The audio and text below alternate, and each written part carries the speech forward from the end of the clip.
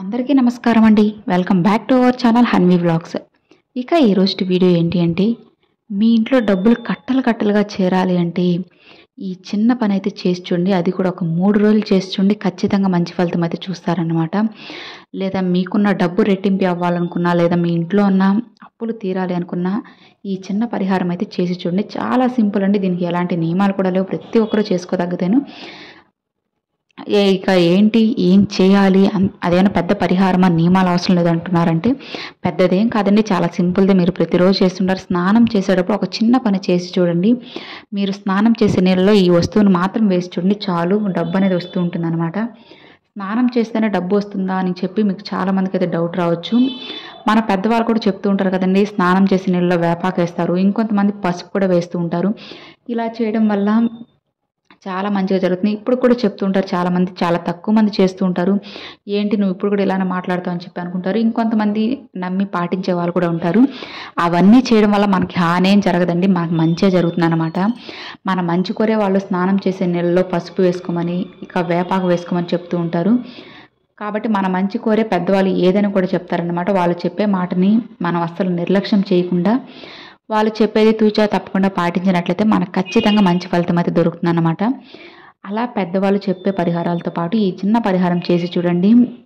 మీకున్న డబ్బు అనేది ఎక్కువ అవుతుంది. మీకున్న ఆర్థిక ఇబ్బందులన్నీ తొలగిపోయి మీకు ఆదాయ మార్గాలు అనేవి తెరుచుకుంటాయి అన్నమాట. ఒకటి తర్వాత మరొకటి మీకు ఆదాయం అయితే వచ్చి చేరుతుంది.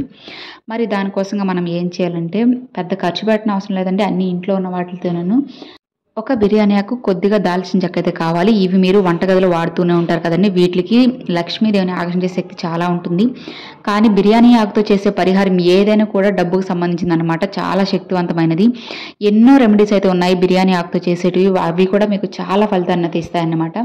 కాకపోతే ఈ రెమెడీ ఏంటి అంటే, పెద్దగా మీరు అసలు ఏం కష్టపడనవసరం లేదు. అందరూ చేసుకోదగ్గవేనండి.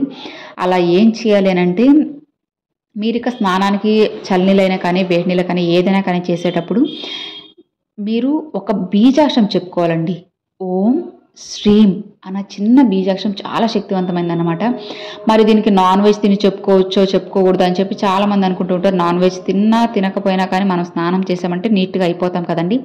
అలా స్నానానికి వెళ్ళే ముందు ఆ బిర్యానీ ఆకుని, ఆ దాల్చిన చెక్కని మీ చేతిలో పట్టుకొని ఓం శ్రీం ఓం శ్రీం అన్న ఈ బీజాక్షరాన్ని ఒక 11 సార్లు అయితే చెప్పుకొని, ఆ బిర్యానీ ఆకుని, దాల్చిన చెక్కని మీరు మీ బకెట్లో, అంటే స్నానం చేసే నీళ్ళు ఉంటాయి కదండి, అందులో వేసేసి అలానే కొద్దిసేపు ఉంచేయాలన్నమాట. నానితే ఇంకా చాలా మంచిది. లేదు అంత టైం లేదు, త్వరగా అయిపోవాలి మాకు అనుకున్నప్పుడు అందులో వేసేసి మీరు ఆ నీళ్ళతో స్నానం చేయండి అనమాట. ఇలా బిర్యానీ ఆకు, దాల్చిన చెక్క వేసిన నీళ్ళతో మీరు స్నానం చేయడం వల్ల మీకు ఆదాయం వచ్చే మార్గాలు అనేవి తెరుచుకుంటారనమాట. మీరు చేసే ప్రతి పనిలో కూడా మీకు మంచిగా ఫలితం అయితే ఉంటుంది.